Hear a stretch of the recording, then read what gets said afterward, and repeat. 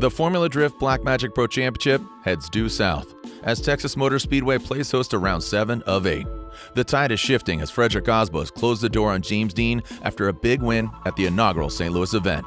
But the Lone Star State event has not been the best for Osbo in the past. James Dean won here last year, and he plans to do it again. But there's a field of 30 other drivers that want to take them down. Let's find out who takes the lead as we go inside the FD Championship, only on Formula Drift Insider.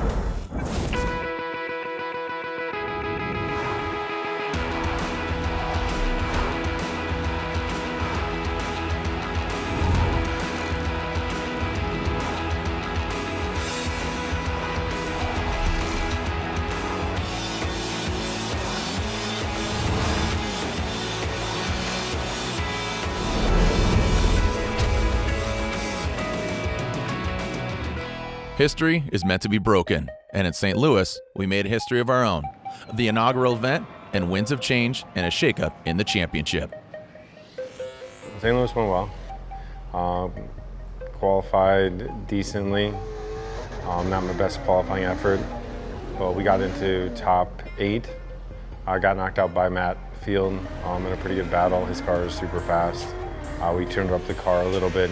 Probably should have turned it up a little bit more for him, so we'll keep that in mind for this event if we run against him.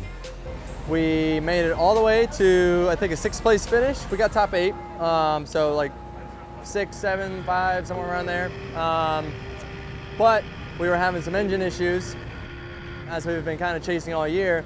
But myself and the team, we came up with a little bit of a system to keep the car running as good as possible.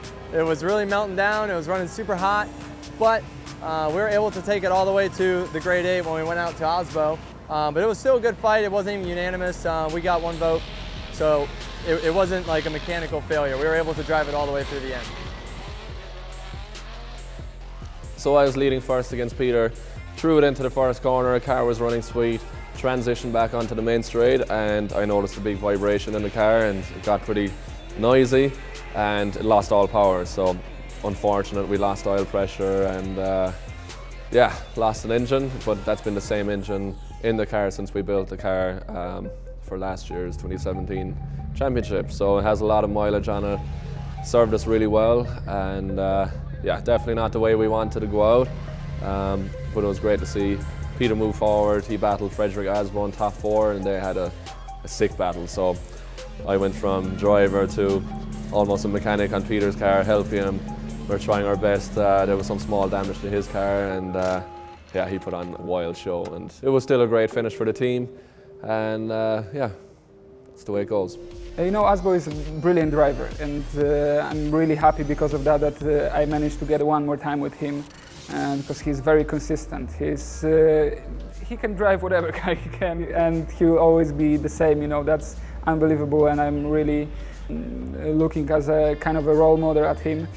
During the first one more time, everything went smooth, but it looks like he managed to do a really good job also, because I was really happy. I was really pumped up after my run, but only Freddie and maybe James he'd make even better job. So the judges decided that we'll go one more time, and during the third one, they said after the battles that they make the car a bit faster, and I can feel it going behind him. And he was simply better and go through. But he won the event, so at least I can have an excuse that I lose with the winner. Battling Matt Field in the finals was crazy. I went out there, tried to do a stellar, solid lead run, and he went off track behind me. He barely nudged me going into the last corner, and I couldn't really tell at the time that he was flying off course. Now for my chase on him, I realized he was mad at me. He thought that I had parked on him for the lead run, while I was just trying to basically do what the judges are asking for, coming in deep into the last run. And now he parked it on me on purpose. Was able to not smash into him and ended up winning the event. And it was a really, really wild final and finish to a crazy weekend. Formula Drift Insider on CBS Sports Network is sponsored by Blackmagic. Own your shine. By Gum Out, Science In, Performance Out. By Air Force, Aim High. And by the Formula Drift app. Download the FD app in the iOS or Android store now. Welcome, or better yet, as they say around here, howdy y'all, to Texas Motor Speedway. Playing host to round 7 of 8, the track gets prepped and the drivers are getting prepared. I mean, at this point of the season, it's extremely important to do well here. We're running out of events, we're running out of points that are available. With a point so close for 3rd place, every point matters for sure. With the way that our bracket lines up, it definitely could benefit us with running the right people and certain battles that could take place to knock people out to give us an opportunity to advance in the points. So I'm definitely excited with how the bracket ended up, and I'm looking forward to tomorrow. There's no real good techniques to get around this track in the dark. Have really good headlights, I guess, but the lighting here is not very good. The track is very, very dark, and in order to be able to see, you have to be on the inside of the driver so you don't get stuck in the smoke and your headlights just blind you out. There's just a lot of things that are not playing towards good tandem at this track. So it's all about who makes the least amount of mistakes. In my case, definitely important for me. You can say it's the lowest spot on the podium, but definitely it's the last chance to stay on this podium. So we'll definitely give our best to simply stay there. And JTP, Forsberg, who are fighting or for the 3rd spot all together. And we'll definitely try our best and put in a good show also. Doing well here would mean more than doing well at some of the other tracks, simply because this is a track that we haven't quite figured out. This is a track where we've been struggling, and to finally turn that around and end up on the podium would be huge. This round, second last round of the Formula Drift 2018 Championship, we're currently sitting 1st place, just 30 points ahead of Frederick Osbo, who's really killing it on that new car this year. So it's very important, every lap you do in practice, qualifying, the battles, we need to try to focus as much as possible, as a whole team, and as a driver for myself, I just want to drive as hard as possible. I definitely want to put on a show for the fans, and hopefully we can get a good result at the same time.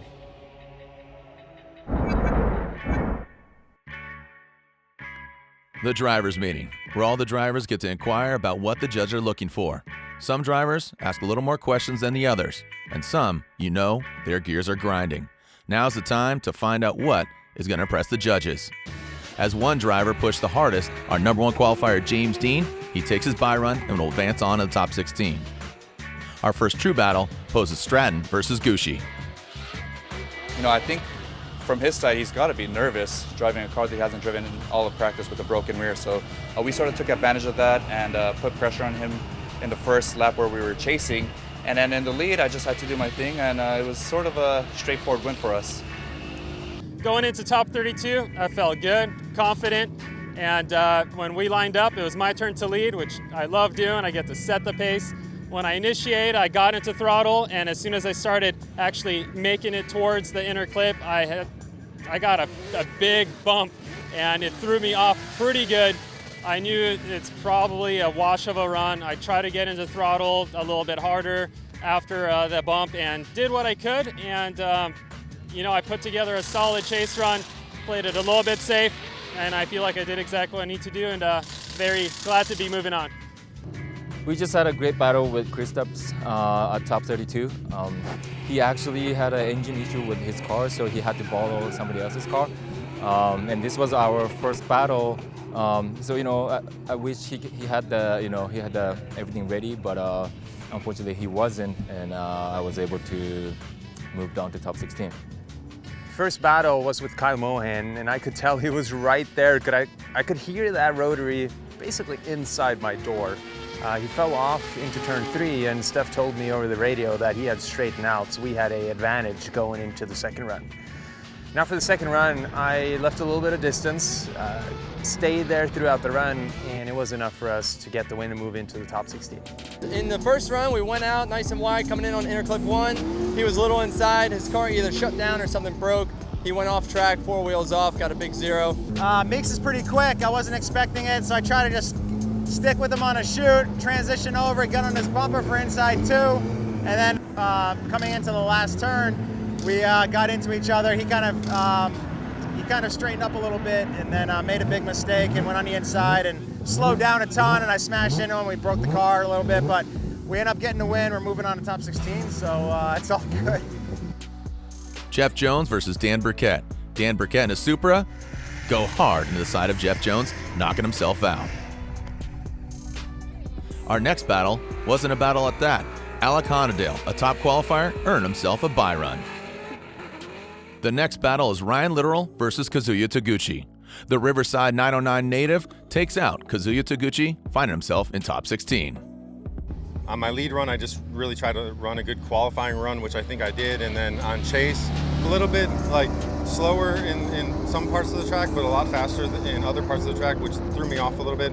I had to make some adjustments behind him.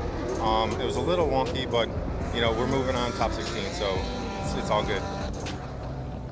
I had a really, really good lead run, picked up all the points, had a lot of angle, filled the zones exactly where I needed to be, felt really good going into the second run. And the second run was my chase. I threw it in. He had a little bit of a gap on me in the beginning and then did some weird off and on throttle stuff, and I was kind of waiting for him to pick up the throttle and go.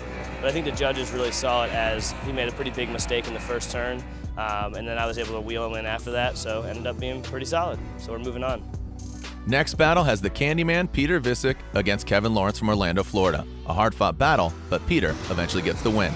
Next up, Castro versus Field. I was following first. All was well, really close to him, and then things got a little bit hairy in the second outer zone. He kind of made a checkup and dove to the inside, and the judges are definitely looking at that as part of the lead car responsibilities to be on the right line there. Kind of had nowhere to go and ran into him. We went back out for the second run, and I was leading. I just did my thing, ran my lap. It all worked out well. He was definitely there, so he has a fast car for sure, and now we just got to focus and get ready for top 16. Farouk Kawai gets better and better each round, but Forrest Wang is too much to handle and gets the win. In our final battle, FD veteran Vaughn Gittin Jr. takes down a potential FD Rookie of the Year, Matt Van Kurt. More Formula Drift Insider when we return. Formula Drift Insider on CBS Sports Network is sponsored by Nexen Tire. Driving Tomorrow. By Nas. With Complex 6 for high performance energy and enhanced mental focus. And by Falcon Tires. Texas Motor Speedway and the Drift fans are ready to see head-to-head battle in the top 16. A moment of reflection for the drivers and hear their names echo through TMS Texas Motor Speedway.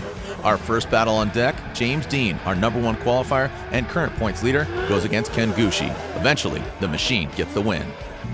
It was tough, but I think my lead line was a bit cleaner overall, and my chase run had a tiny bit more proximity, but it was close. I was almost expecting one more time. Two big heavy hitters up next, Odi Bakshis versus Daijiro Yoshihara. Dai gets the win. Luckily, I had enough grip, so I put angle and just drove like at it. Okay. Yeah. I wish I would have done that lead, like following you, because I went up a little short there following you. Right, and right. I think that's where he got me. Just went against Chris Forsberg, my arch nemesis, if you will, and a guy that I have a lot of respect for. The only 3-time champion that we have in this sport, and I was super tense leading up to it, and I think he was pretty tense as well, because he ended up making some mistakes behind me, and that was what it took for us to move on. We forgot to activate the nitrous, and so essentially it was just like overflooding the engine without the actual juice coming on. So instead of the nitrous helping, you know, with the extra power and the extra spool and everything, we're just getting the extra fuel, and so it's just like knocking us down. So the car was just like bogging itself out. Two drivers really hitting their strides, Ryan Turk and Jeff Jones. The V8 supercharged 370Z is not enough for Ryan Turk. Celebrations go the way of Ryan Turk. After a bye run in 32 for the Rain X S14, Alec Honadale gets taken out by Ryan Literal. Went up against Alec Honadale. On his lead run, he spun out coming into the touch and go, coming into the second inner clip, and I had hit him. Judges noticed that he was at fault. So we're able to come back in. We had some alignment issues due to the impact. Team got it together. We went back out, put down a consistent run, and we got the victory. So we just got done battling JTP. It was a really awesome battle. He ended up spinning in the lead in front of me and spun in the chase behind me, but I put together a really clean run, ended up advancing, and we're going on the top 8 with Ryan Literal. He tapped me at the end of the track, you know, kind of like spun me around. They didn't like see any fault in it.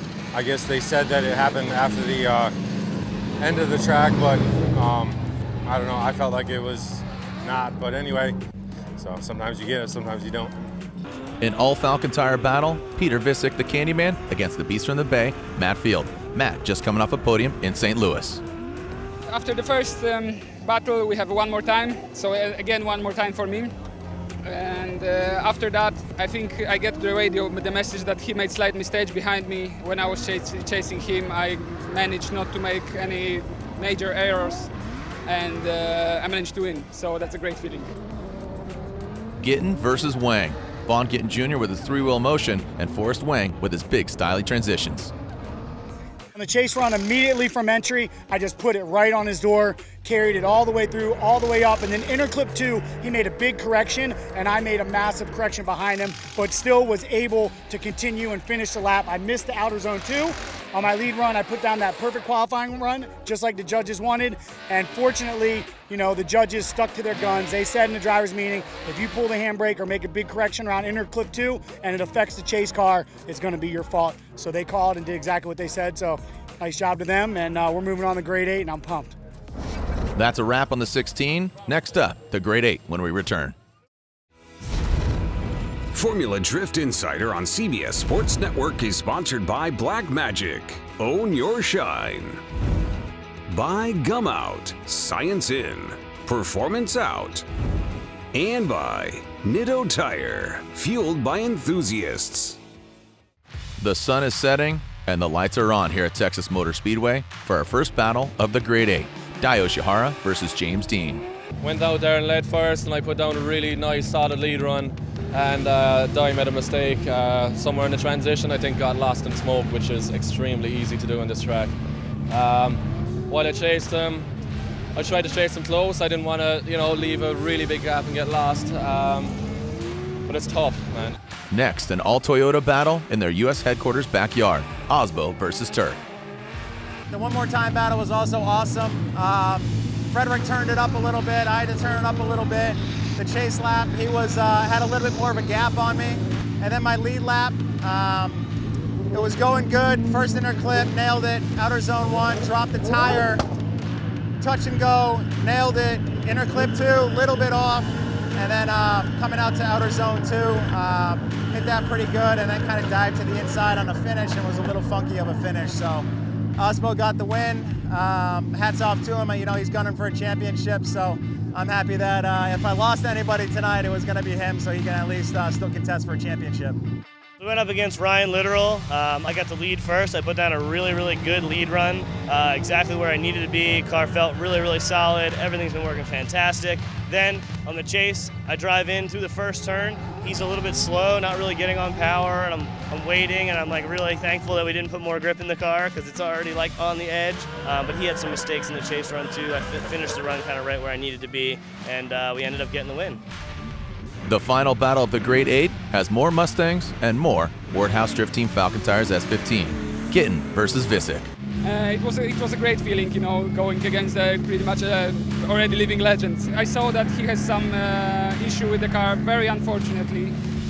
During our first run, he was really close behind me, and then after transition, his power still went out.